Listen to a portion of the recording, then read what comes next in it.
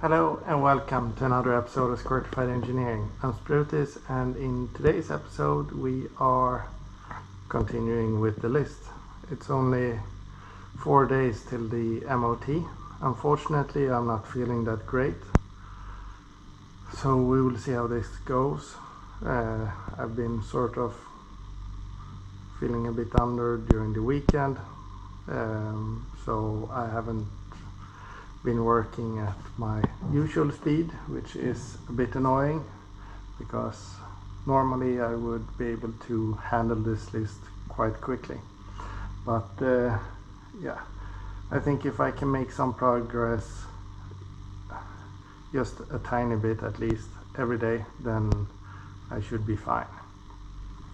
So the goal for today is to check the torque of all the fasteners that I've undone previously in the rear and front suspension. Then I need to fix the thing with an ABS sensor, and maybe we can at least put the drive shafts in place, which means that we need to put the clamps on the boots and then just put them in the car. I will get changed and get started. Maybe also adjust the throttle cable, so that's done. So while working on the ABS, I realized this. We have a big nice puddle under the car, and it turns out that I haven't tightened this AN fitting enough. So I think I might be able to get the tool on the inside here and then close it. Otherwise I need to release the tension on the power steering pump and remove the upper bracket. I was able to tighten the hose end a little bit. Hopefully it's tight now. I will top up with some more fluid, and then we will see tomorrow if it worked. But now let's start torquing the rear suspension arms, and we're starting with one lower suspension arm. It is 39 Newton meters.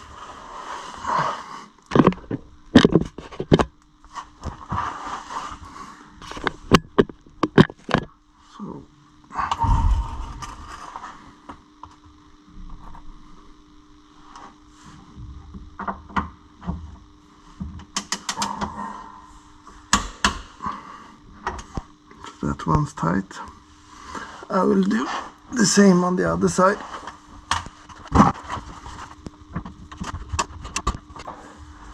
That's 2.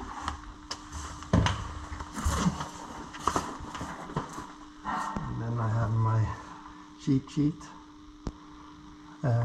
So that one that we did was, it's a joint, so no pre-tension on that one. The other one will be number 2, lower suspension arm. No, we start with the upper arm, 108 Newton meters.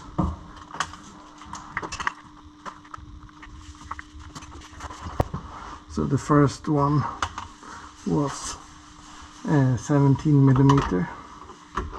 This one is 21.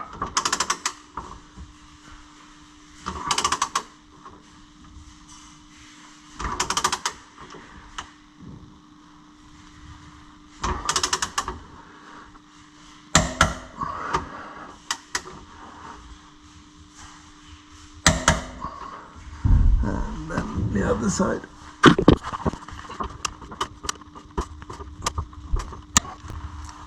Then there were 2 or 4.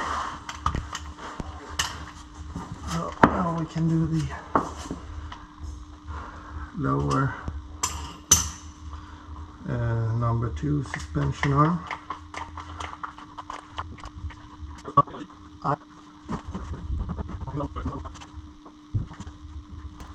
106 64 Newton meters.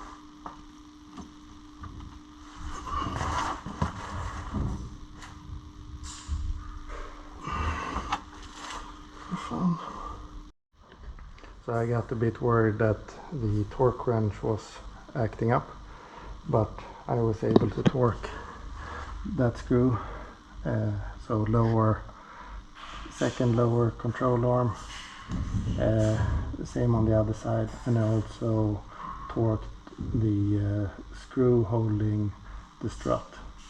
So that means that I need to insert cotter pins in a few nuts, and then the drive shafts can go in.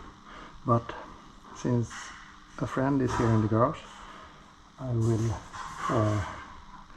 get help from him and bleed the brakes. So that will be interesting. So I'll catch up with you after that. If I don't, then I'm too angry of some leak or something. So we basically had 2 leaks today. The first one was the power steering fluid. Hopefully that's tight now. We'll see tomorrow. The second one was the front left brake, so the feed. I was able to tighten it quite a bit, so it seems to be leak free. So that basically means that we have brakes as well, and but I do need to install the mounting hardware.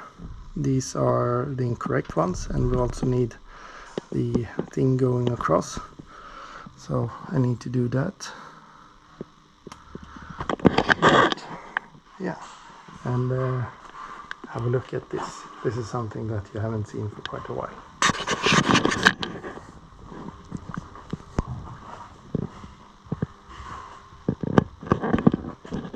We have the driver's side door open, and we have a floor mat here because my friend had dirty pants.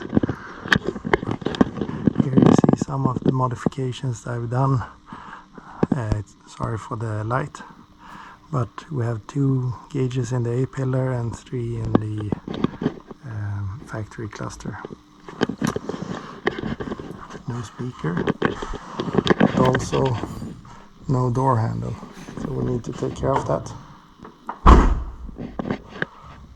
And yeah, I think it will be great with these brakes. So yeah, since I'm not feeling 100%, I think this is good for today. We have also torqued the rear subframe fasteners need to remember the cotter pin on. I think it's only one nut that requires that per side. I will double check that to be sure. But then we will do the drive axles, brake mounting hardware front, toe, wastegate the next time. Hopefully. We'll see. But, yeah. So thank you very much for watching. Please comment, like and subscribe. Stay safe. Take care. Bye bye.